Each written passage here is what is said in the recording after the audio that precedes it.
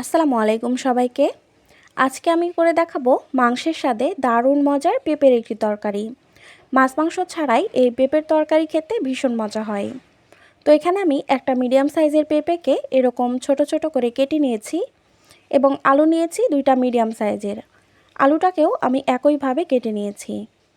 এখন কড়াইতে পানি ফুটিয়ে পেঁপেগুলো দিয়ে দিব। পেঁপেগুলোকে আমি 2 মিনিটের জন্য একটু সেদ্ধ করে তারপর নামিয়ে নিব। এখন আবারও চুলায় কড়াই বসিয়ে দিয়ে দিলাম 3 টেবিল চামচ মতো রান্নার তেল। এখন দিয়ে দিচ্ছি আলু এবং সেদ্ধ করা পেঁপে। সেই সাথে দিচ্ছি 1 চা চামচ লবণ, হাফ চা চামচ হলুদের গুঁড়া। ভালো করে মিশিয়ে নিয়ে ঢাকনা দিয়ে ঢেকে পেঁপে আলুটাকে ভালোভাবে ভেজে নিতে হবে। ঢাকনা দিয়ে ঢেকে দেওয়ার কারণে কিন্তু পেঁপে আলু অনেকটাই সেদ্ধও হয়ে যাবে। এভাবে রান্না করতে করতে যখন পেঁপে আলুর মধ্যে একটা কালার চলে আসবে তখন উঠিয়ে নিতে হবে।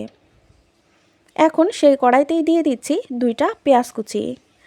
পেঁয়াজটাকে নরম হওয়া পর্যন্ত ভেজে নিয়ে দিয়ে দিচ্ছি 1 চা চামচ রসুন বাটা এবং 1 চা চামচ আদা বাটা। এগুলোকে তেলের সাথে ভালো করে একটু ভেজে নেব, যাতে করে আদা রসুনের কাঁচা গন্ধটা না থাকে। ভাজা হয়ে গেছে। এখন অ্যাড করে দিচ্ছি হাফ চা চামচ হলুদের গুঁড়া, 1 চা চামচ মরিচের গুঁড়া, 1 চা চামচ দিচ্ছি ধনিয়ার গুঁড়া এবং হাফ চা চামচ জিরার গুঁড়া। সেই সাথে দিচ্ছি পরিমাণ মতো লবণ। লবণটা কিন্তু এখানে বুঝে শুনে দিতে হবে, কেননা পেঁপে আলু ভাজার সময়ও আমরা লবণ ব্যবহার করেছি। পানি দিয়ে দিলাম যাতে মশলাগুলো পুড়ে না যায়। মশলাগুলোকে নেড়ে চেড়ে মিশিয়ে নিয়ে ভালোভাবে কষিয়ে নেব। তো দেখুন মশলা কষানো হয়ে গেছে, তেলটা উপরে ভেসে উঠেছে। এখন ভেজে রাখা পেঁপে এবং আলুগুলো দিয়ে দিলাম আর বাটিটা ধুয়ে একটুখানি পানি দিয়ে দিলাম। এবারে মশলার সাথে আলু আর পেঁপেটাকে ভালোভাবে কষিয়ে নিতে হবে। ঢাকনা দিয়ে ঢেকে ভালো করে কষিয়ে নিচ্ছি। আর হ্যাঁ, আপনারা যারা আমার চ্যানেলে নতুন এসেছেন চ্যানেলটিকে সাবস্ক্রাইব করার অনুরোধ রইল। তো প্রায় 2 মিনিটের মতো আমি কষিয়ে নিয়েছি। এখন এর মধ্যে পরিমাণ মতো ঝোল দিয়ে দিচ্ছি। ঝোলটা বেশি রাখবো না, একদম মাখা মাখা হবে। আলু আর পেঁপের সাথে এমনভাবে ঝোল দিতে হবে। ঢাকনা দিয়ে ঢেকে 5 থেকে 6 মিনিট রান্না করে নিয়েছি।